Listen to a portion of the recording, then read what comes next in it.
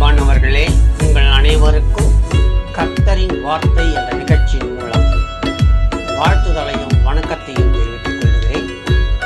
இன்றைய நாளின் தேவ வார்த்தையானது யோபு 5ஆம் அதிகாரத்தின் 21ஆம் வசனத்தின் பிற்பகுதியாகும். பாழாக்குதல் வரும்போது பயப்படாமல் இருப்பீர் என்பதாக அந்த பகுதியிலே சொல்லப்பட்டுள்ளது.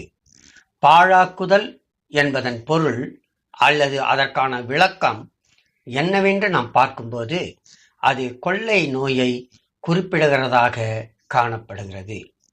இந்த கொள்ளை நோய் என்பது 4வது இக்கட்டாக நாம் பார்க்க வேண்டும். ஏற்கனவே 3 இக்கட்டுகளை நாம் பார்த்திருக்கிறோம். முதலாவது இக்கட்டான பஞ்சகாலம், 2வது இக்கட்டான யுத்த காலத்தில் பட்டயத்தின் வெட்டு, 3வது இக்கட்டான நாவின் சவுக்கு என்று நாம் பார்த்திருக்கிறோம். இது 4வது இக்கட்டு கொள்ளை நோய். ஆனாலும் இவ்விதமான பாழாக்குதல் வரும்போது பயப்படாமல் இருப்பீர்கள் என்று வேதம் தெளிவுபடுத்துகிறது. ஏனென்றால் சங்கீதம் 91ஆம் சங்கீதம் 6ஆம் வசனம், இருளில் நடமாடும் கொள்ளை நோய்க்கும் மத்தியானத்தில் பாழாக்கும் சங்காரத்துக்கும் பயப்படாது இருப்பாய் என்று தாவீது தெளிவாக அங்கே குறிப்பிடுகின்றார். அது மாத்திரமல்ல, 3ஆம் வசனத்தை பார்க்கும்போது அவர் உன்னை வேடனுடைய கண்ணிக்கும் பாழாக்கும் கொள்ளை நோய்க்கும் தப்புவிப்பார் என்றும் அங்கே சொல்லப்படுகிறது.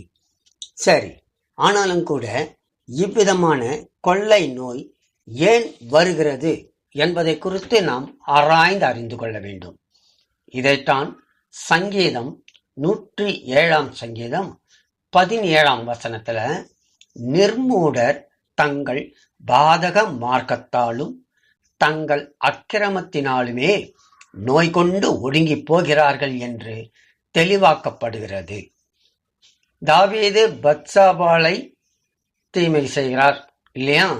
தாவீது அந்த பத்சபாள் இவரது விஷயத்துல பார்க்கும்போது தாவீதுக்கு எலும்பு சயரோகம் என்னும் நோயினால் பாதிக்கப்படுகிறார். அவ்விதமான வேளையிலே நாத்தான்வேல் அங்கே வருகிறார். ஒரு உவமையின் மூலமாக ஒரு எச்சரிப்பையும் தருகிறார்.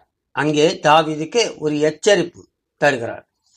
தாவீது தன் அக்கிரமத்தை அறிக்கையிட்டு புலம்பும் போது அவர் தப்புவிக்கப்பட்டார் என்று காண்கிறோம். அந்த எச்சரிப்பை பெற்று தாவீது தன்னுடைய அக்கிரமத்தை அறிக்கையிட்டு தேவ சமூகத்துல புலம்புகிறார். அப்போதுதான் அவர் தப்புவிக்கப்படுகிறார் இல்லையா? தப்புவிக்கப்பட்டார் என்று காண்கிறோம். இதைத்தான் சங்கீதம் 103 3ஆம் வசனம், அவர் உன் அக்கிரமங்களை எல்லாம் மன்னித்து உன் நோய்களை எல்லாம் குணமாக்கி என்று பார்க்கிறோம். அவர் உன் அக்கிரமங்களை எல்லாம் மன்னித்து உன் நோய்களெல்லாம் குணமாக்கி, அது மாத்திரமல்ல 4ஆம் வசனத்துல உன் பிராணனை அழிவுக்கு விலக்கி மீட்டு உன்னை கிருபையினாலும் இரக்கங்களினாலும் முடிசூட்டி என்று பார்க்கிறோம். தாவீது அறிக்கை செய்தபடினால்தான் அவர் என்ன பண்றாரு? அவருடைய பிராணனை அழிவுக்கு விலக்கி மீட்டார் என்பதையும் நாம் அங்கே உணர்ந்து கொள்ள முடிகிறது. எனவே நம்முடைய பாவம், நம்முடைய அக்கிரமம், நம்முடைய மீறுதலே நமக்கு கொள்ளை நோயை கொண்டு வருகிறதாய் காணப்படுகிறது என்பதை அங்கே அறிந்து கொள்ள முடிகிறது. நாம் அவைகளையெல்லாம் தேவ சமூகத்தில் அறிக்கை செய்து மன்னிப்பை பெறுவோம் என்று சொன்னால் மாத்திரமே பாழாக்குதல் வரும்போது பயப்படாமல் இருப்போம் என்பதையும் நாம் உணர்ந்து கொள்ள வேண்டும். எனவே 4வது இக்கட்டான கொள்ளை நோய் என்று சொல்லப்படுகின்ற பாழாக்குதல் நம்மை அணுகாதபடிக்கு நாம் தேவனுக்கு உரியவர்களாய் காணப்படுவோம். ஆசீர்வாதம் பெற்று மகிழ்ச்சியாய் வாழ்வோம். ஆமென்.